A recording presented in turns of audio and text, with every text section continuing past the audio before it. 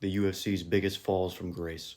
Now, this one happened really, really quickly because you go from UFC 290, he's fighting Volkanovski, fight week. Oh my God, this is going to be the dude that just finishes Volkanovski. He's so dynamic on the feet. His kicks are so unpredictable. He's so XYZ. Gets fucking kind of bullied in this fight. His next fight, he fights Brian Ortega, looks excellent in the first round, then just gets bullied and gets choked out. Like it's so quickly how these falls from grace can happen because you can go from the very very top, you fight one or two fights, and next thing you know, the public perception is just completely changed. I I am not even sure if I'm gonna pick him this week. He hasn't won a fight in 2 years. Yeah, I'm not sure about this. One was coming. This has almost become sad because I've never been a big fan of this guy, but watching him get knocked out by Imavov was kind of just weird to see. And it's almost so sad that nobody even talks about this anymore. Like, no one even brings up Adesanya. No one even brings up the KO, which was very excellent, by the way. No one talks about Imavov, even though he's a fucking top three contender in that division, in one of the best divisions in the UFC. I mean, you go from losing the belt, or I'm sorry, winning the belt back after losing the belt in UFC 287 in Miami, which was April of 2023. You then get humiliated in September before the fight happens and during the fight for all 5 rounds. It was UFC 293. He doesn't fight until UFC 305. Has some good moments. Looks pretty fair in the fight, but looks like kind of he's lost a step. Then gets submitted in the fourth round, and then just gets knocked out by Nasruddin Imavov. So you've lost four of your last five. And like I said, nobody even brings this dude up. Like, he's not even. He's never discussed at all. He's one of the biggest stars in the entire sport, and nobody even mentions this. No one mentions him. No one mentions the last fight. Nobody props Imavov up for beating Adesanya. No one, is like, oh yeah, what a fucking excellent win that was. Oh, this guy's scary. He's gonna. No one even does that. People kind of just forgot about him. This could be one of the hardest narrative shifts after just one fight. You go from a guy where he, yeah, his last fight against Rob Font was kind of boring, but he tore his tricep in the first 2 minutes, so he couldn't fight how he normally did. But he was still the guy. Oh, he's got to fight O'Malley for the belt. And two long, rangy strikers fighting each other. This is the perfect matchup. Oh my god, this is amazing. Then he fucking fights Umar for no reason at all. Wins like a round. Gets completely out grappled by Umar Nurmagomedov as if that's a bad thing. And he went from this technical crazy striker on the feet, he's just a fucking technical savant, he's so genius, to, oh, he's the beakers and test tubes guy, and he tries too hard and he doesn't do enough. It's just crazy how one fight he's just completely fallen from grace. Dude, this one is just devastating. Like, he was always viewed as a little bit boring, and nobody really was big fans of him. Like, it was kind of just 50-50. You either love this dude, he's so fucking cool, headshot dead, or fuck this boring loser. It was kind of just one of those two. So he fights Bilal Muhammad, loses, wins 2 rounds, has some good moments, but kind of does get rendered useless for about three of the rounds. And then after that, he's just done. Like, no one gives, like, no, oh, he fucking sucks. He's a KO merchant. He loses to this guy, loses to this guy. Now, I was actually calling that out, and I was saying, dude, have you lost your fucking mind? This dude is very good. He just lost one fight against a dude who's fucking amazing. But then he kind of got the exact same thing, but 2 times worse when he fights Sean Brady. And now people are talking about it. Dude, this guy was champion in 2020, like December 2023. And now we're talking about him fighting Jorge Masvidal. Like, dude, are you fucking kidding me?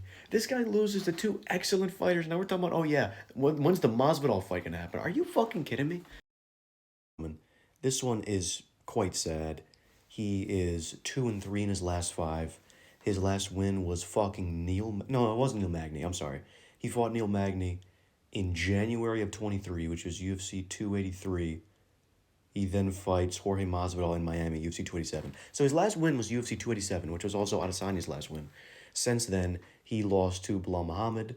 Now, to be fair, he did take that fight on quite short notice. It was like 2 months after his Miami fight. Pretty sure he broke his arm in that fight as well. Got utterly destroyed, 50-45 by Bilal Muhammad. He then fights, what's his name, Jack Della Maddalena, gets finished in the third round, wins a round, but it's 1-1 going into round three, then gets finished. And then kind of just gets, I'm not going to say dominated by Sean Brady, because it wasn't like a humiliating performance, but I mean, he kind of had his way with him. and he just looked like a shell of himself. He's 38 years old. He hasn't won a fight in over 2 years. He's lost three in a row. And now, like, I mean, I also think he's going to lose this week as well. So I think that's going to be four losses in a row. I think he's going to get outboxed by Michael Morales.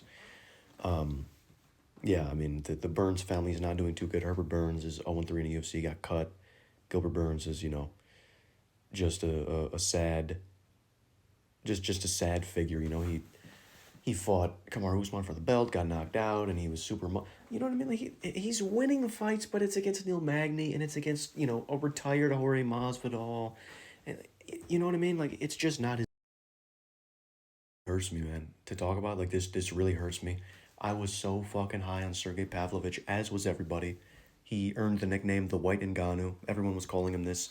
His only loss was to Alistair Overeem. He was just knocking people the fuck out. He's just standing in front of you, this big refrigerator looking motherfucker. He's just throwing shots, knocking people the fuck out. Super entertaining. He takes a fight UFC 295 for the interim belt on short notice. It was like 2 weeks' notice against Tom Aspinall. Kind of rocks him in the first minute, but then he gets knocked out in like 70 seconds. He then gets outpointed and kind of schooled by Alexander Volkov. And when that happened, I was like, are you fucking kidding me? Like are we serious? Like, I was ready to call the Tom Aspinall fight a fluke. Not a fluke, but, I mean, okay, he fought Aspinall. Yeah, you're going to get caught. It happens. Like, I was not ready to just write him off after that. Then he gets outpointed and kind of schooled by Alexander Volkov. So I was like, fuck, bro. Then he fights Rosenstrike, and I'm like, you know what, dude? He's going to knock this dude the fuck out. Rosenstrike is not even that good. He showcases some grappling in that fight. He kind of rocks him like here and there, but he just looks like shit and he doesn't even finish him. And Rosenstrike then gets cut from the fucking sport after this fight. Yeah, man, like I don't even know what happens to Sergey Pavlovich after this fight. After his last fight. He's number 4, but the 3 above him are quite high. Honestly, I think we should just punish him and give him to Cyril Gane, because I think there's actually no, fuck that, because I don't want to give Cyril Gane a striker. We need to do Gane Almeida. I understand the Volkov Almeida has kind of been already happened, but it's not like 100% confirmed. So I think we do Gane Almeida, just punish him, give Pavlovich. Well, I don't even know, because he lost to Tom and he lost to Volkov, who were above him. So there's really no fucking position for. He's really in a tough spot, and he really only has the opportunity to fight lower in the ranking. This is also like a very crazy one that not a lot of people talk about. UFC 289 fight week. He's fighting Charles Oliveira. You go from, oh, dude, I think he fucking finishes Charles Oliveira. He's a credentialed brown belt. He's competed in IBJJF and this and that, and he's just such a technical grappler. I think he's going to be Charles' toughest test. I think he's even going to beat Islam. Like, I'm dead serious. People were talking about the fact that this guy could beat Islam Makhachev, and he would be a tough test for him. This was a real thing. Now, we're not even picking him to beat Mauricio Rufy, okay? I understand Mauricio Rufy is great. But when you go in a 2-fight fucking span, when you go from, oh, this guy's going to beat Islam, to, oh, yeah, I don't even think he beats this fighting nerd who has 2 fights in UFC, 3 fights in UFC, who hasn't even really beaten anybody. You know what I mean? And I'm big on Mauricio Rufy. I love this dude, but. And I also am probably going to pick Rufy to win as well, but it's just crazy to fall from grace where, you're the dark horse of the lightweight division, and people are overlooking this guy, and he's going to beat Charles, he's going to beat Islam, to now.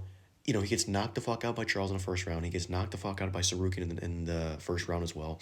He has the fight with Paddy Pimblett fall off. I'm sorry, Moicano fall off.